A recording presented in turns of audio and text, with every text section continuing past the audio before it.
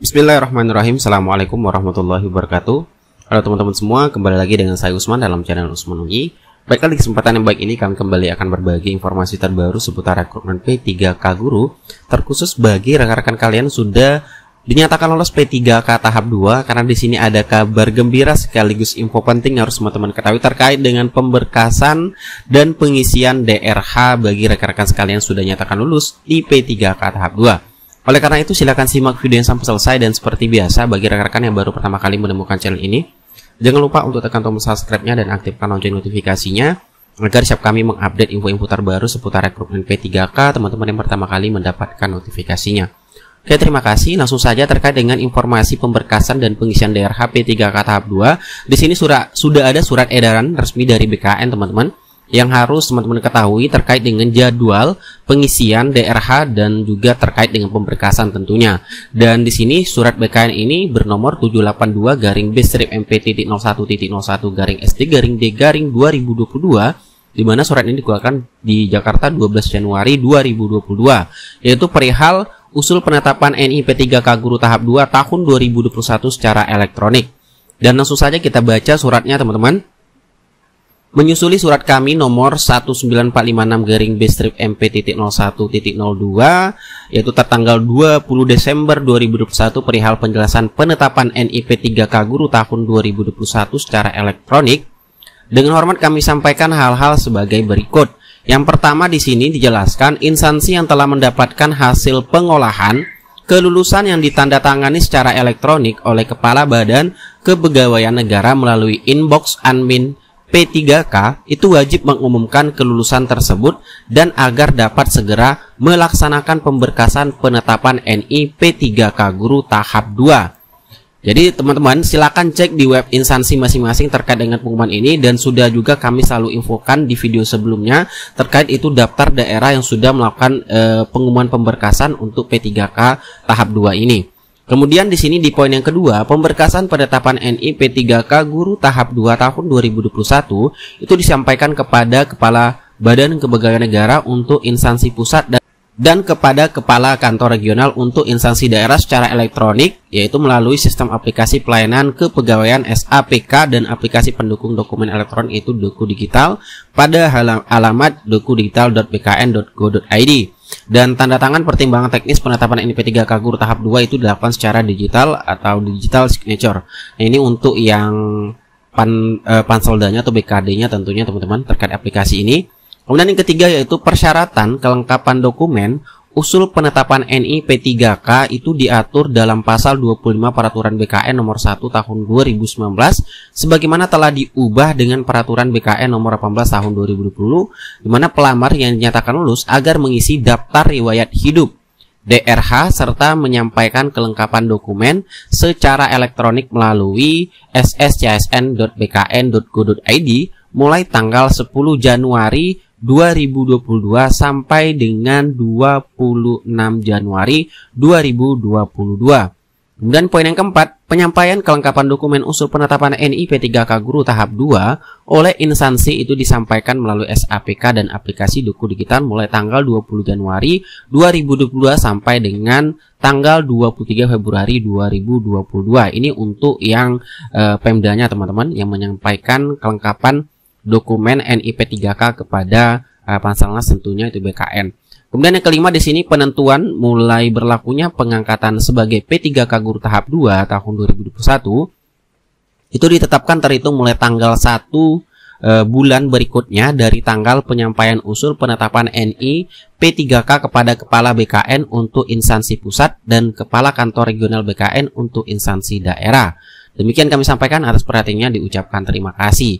Nah, jadi teman-teman, untuk pengisian yang harus teman-teman lakukan saat ini bagi yang sudah nyatakan lulus P3K tahap 2, langkah pertama silakan cek web instansi masing-masing di kabupaten ataupun provinsi teman-teman sekalian sudah nyatakan lulus untuk melihat arahan dari BKD terkait dengan pemberkasan P3K tahap 2. Kemudian hal yang kedua yang harus teman-teman lakukan di sini adalah login ke akun SSCSN-nya masing-masing untuk melihat tampilan apakah sudah muncul untuk pengisian daftar riwayat hidup. Kalau seandainya sudah muncul tampilannya seperti ini teman-teman, yaitu pengisian daftar riwayat hidup untuk pemberkasan atau penetapan NIP P3K tahap 2. Silakan teman-teman lakukan saja pengisian daftar hidup, tentunya melengkapi berkas-berkas untuk pengisian daftar riwayat hidup ini. Dan tentunya untuk berkas-berkas atau dokumennya silakan teman-teman buka di peraturan BKN dan juga di pengumuman setiap instansi BKD maupun BKPSDM daerah setempat. Nah, kita ambil juga sebagai dasar untuk bagi rekan-rekan yang akan mengisi pengisian daftar riwayat hidup, silakan download buku pengisiannya di sini teman-teman. Linknya sudah disediakan juga di akun SSCSN BKN. Langsung saja klik panduannya, dan di sini panduan untuk pengisian DRH SCSN tahun 2021 itu mulai dari cara untuk loginnya dan lain sebagainya. Dan di sini juga dijelaskan terkait itu ada 6 ya, ada 6 pengisian yang wajib teman-teman lakukan terkait dengan pengisian DRH ini, mulai dari data perorangan, data pendidikan, kemudian pekerjaan, keluarga, organisasi, dan juga dokumen yang harus teman-teman upload nantinya. Nah, kita ambil sebagai contoh satu instansi terkait dengan untuk pemberkasan, yaitu di Kabupaten Batam, teman-teman. Nah, silakan saja ketikkan di sini nama daerahnya, kemudian teman-teman klik saja di web instansinya, maka akan langsung diarahkan ke web instansi masing-masing. Nah, di sini sudah ada pengumuman terkait dengan P3K tahap 2 untuk pemberkasannya, dan tampilannya seperti ini. Dan biasanya setiap daerah itu mencantumkan lampir contoh format surat pernyataan P3K 2021 5 poin, kemudian surat pernyataan, kemudian surat pengunduran diri ataupun surat lamaran ya teman-teman. Di sini setiap daerah itu pasti lengkap menyampaikan terkait dengan pemberkasan tersebut. Nah, kita ambil contoh di sini di Kota Batam terkait dengan berkas-berkas yang harus teman-teman persiapkan untuk pengisian DRH, yaitu dimulai dari ada pas foto terbaru tentunya dengan latar belakang berwarna merah, kemudian ijazah asli yang digunakan sebagai dasar melamar jabatan, kemudian daftar riwayat hidup yang telah ditandatangani oleh yang bersangkutan dan bermaterai 10.000. Jadi teman-teman, nanti setelah teman-teman mengisikan daftar riwayat hidup di akun SSCSN-nya masing-masing, itu juga di-print, kemudian ditandatangani dan juga langsung di-upload lagi di akun SSCSN-nya.